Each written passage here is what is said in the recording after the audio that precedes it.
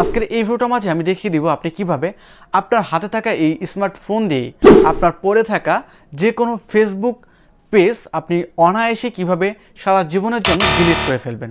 আমরা অনেক সময় যে কোনো একটি পেজ তৈরি করতে গেলে আমরা ভুল করে একটি পেজ তৈরি করে ফেলি, হয়তো বা নামের ভুলের কারণে, বা আমাদের অনেকগুলো পেজ এখন আমরা সেগুলো চালাই না, সেগুলো আমাদের ডিলিট করা প্রয়োজন, কিন্তু কিভাবে ডিলিট করে এটাও আমরা জানি না।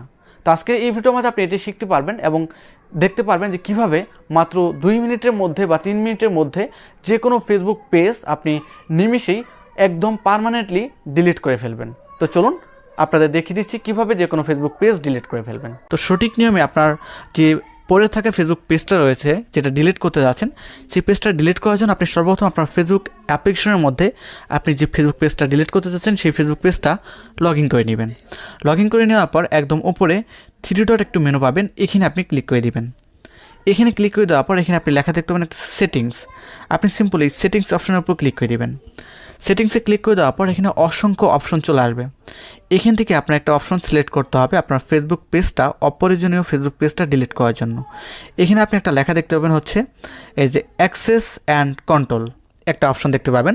এটা অনেকেরই শো করে না, যাদের শো করে না তারা একদম উপরে সার্চ বার একটা মেনু পাবেন, এখানে ক্লিক করে আপনি এই অ্যাক্সেস অ্যান্ড কন্ট্রোল লিখে সার্চ করলে আপনি পেয়ে যাবেন। তো তারপর আপনি অ্যাক্সেস অ্যান্ড কন্ট্রোলের উপর ক্লিক করবেন। ক্লিক করে দেওয়ার পর এখানে অসংখ্য অপশন চলে আসবে।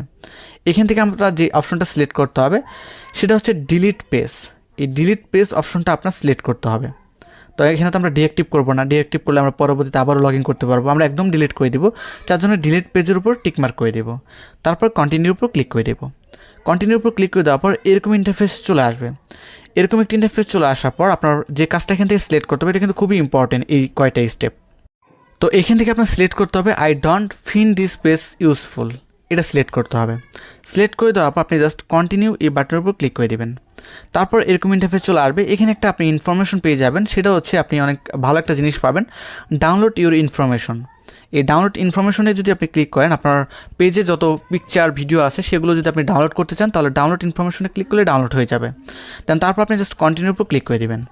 তারপর এখানে আপনার যে ফেসবুকের পাসওয়ার্ডটা রয়েছে সেই ফেসবুকের পাসওয়ার্ডটি আপনি এখানে লিখতে হবে। তো এখানে আমরা ফেসবুকের পাসওয়ার্ডটি লিখে জাস্ট আমরা এই যে কন্টিনিউর নিচে একটা অপশন দেখতে পাচ্ছেন, এই কন্টিনিউ অপশনে ক্লিক করে দিতে হবে। তো পাসওয়ার্ড দেওয়া হয়ে যাওয়ার পর কন্টিনিউর উপর ক্লিক করে দেবেন।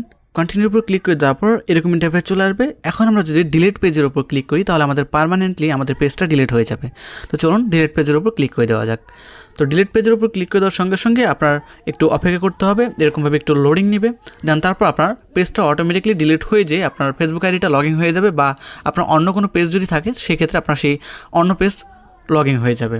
আশা করি আপনাদের বোঝাতে পেরেছি কীভাবে আপনার পড়ে থাকা বা অপ্রয়োজনীয় ফেসবুক পেজ আপনি মাত্র কয়েক মিনিটের মধ্যে ডিলিট করে নেবেন। তো এই ছিল ছোট্ট ভিডিও, খুব শীঘ্রই দেখা হবে নতুন ভিডিওতে। তখন সবাই ভালো থাকুন, সুস্থ থাকুন, আর আপনার যদি একটু উপকার হয়ে থাকে অবশ্যই কমেন্ট বক্সে একটি সুন্দর কমেন্ট করে যাবেন, ভিডিওতে একটি লাইক করবেন, আর অবশ্যই চ্যানেলটি সাবস্ক্রাইব করে রাখবেন। পেজ থেকে দেখে থাকলে পেজটি ফলো করে দিবেন।